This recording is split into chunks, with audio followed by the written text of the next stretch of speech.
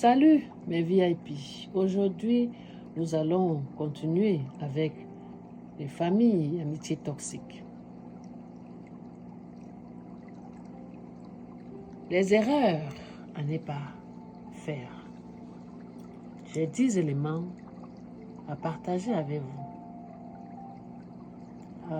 Après avoir grandi dans une famille ou relation toxique, il est essentiel d'éviter certaines erreurs pour ne pas perpétuer la souffrance et s'empêcher d'avancer. Voici les erreurs à ne pas commettre. Numéro 1. Refouler ses blessures. Ignorer son passé ou minimiser la douleur ne fera que la laisser s'accumuler et ressortir plus tard sous forme de stress, d'anxiété ou des schémas destructeurs. Numéro 2. Reproduire les mêmes schémas toxiques. Il est fréquent de reproduire sans s'en rendre compte les comportements que l'on a subis, que ce soit en amitié, en amour ou même avec soi-même. Prendre un recul et travailler sur soi permet de briser ces cercles-là. Numéro 3. Se sentir coupable de s'éloigner. Couper ou limiter les liens avec les membres toxiques de la famille amicale peut être nécessaire pour préserver votre bien-être. Vous n'avez pas à vous sentir coupable de choisir votre paix. Numéro 4. Cherchez à tout prix leur validation. Attendre à attendre la renaissance ou l'amour de ceux qui vous ont fait du mal pour vous maintenir dans une souffrance permanente. Apprenez à vous valider vous-même. Numéro 5. S'isoler complètement. Même si la confiance a été brisée, il est important de ne pas s'enfermer dans la solitude. Trouver des personnes bienveillantes et un cercle sain vous aidera à avancer. Numéro 6. Nier l'impact psychologique. Grandir dans un environnement toxique peut laisser des traumatismes. Ne pas reconnaître ces blessures peut ralentir votre guérison. Un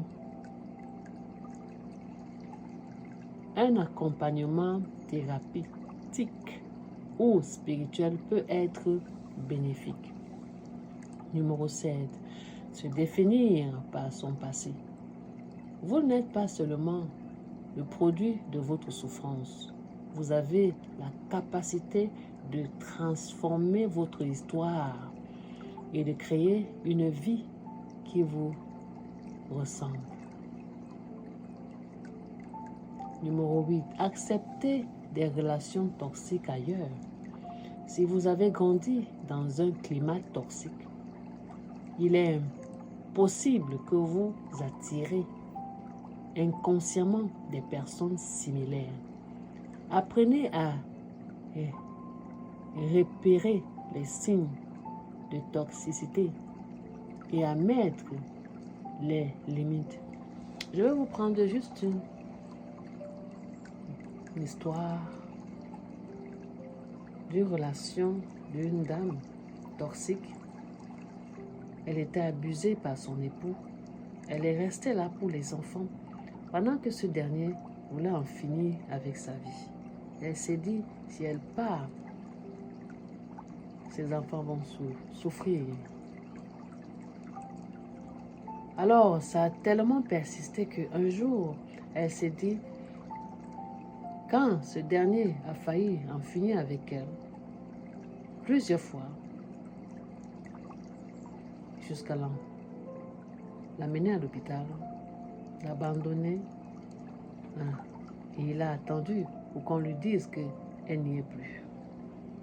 C'est quand elle a failli à sa vie qu'elle s'est décidée à partir de cette relation toxique. Alors mes vies, et puis nous avons plein de couples, dans les familles, dans les relations amicales, qui sont abusés, mais que ils ne veulent pas partir de cette relation toxique-là par leurs propres raisons, elles-mêmes savent. Numéro 9, croire que l'amour se mérite par la souffrance. Oui, ce que je disais tantôt. Il y en a qui restent là, même si on les fait souffrir. Il y en a qui aiment la souffrance. Il y en a qui aiment souffrir dans les relations, dans les mariages. La reconstruction passe par l'auto-soin, l'amour de soi et le respect de soi et de son corps et de son esprit. Prenez du temps pour vous connaître et pour vous guérir. En conclusion, se libérer d'une famille toxique, des relations toxiques demande du courage et du travail sur soi. L'essentiel est de ne pas reproduire les erreurs du passé et de s'entourer de bonnes énergies. Vous avez le pouvoir de réécrire votre histoire. Alors, mes VIP, j'espère que cet enseignement va vous aider. Regardez vous-même votre vie. Qu'est-ce que vous attirez? Comment était votre enfance? Alors, si vous avez eu des abus dans l'enfance, alors vous risquez d'attirer des amitiés toxiques, des relations toxiques, des mariages toxiques. Alors, il faut faire un grand travail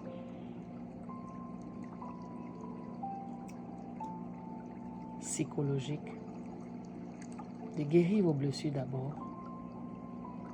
Voilà, ces 10 éléments qui vont vous aider dans votre parcours et les erreurs à ne pas faire.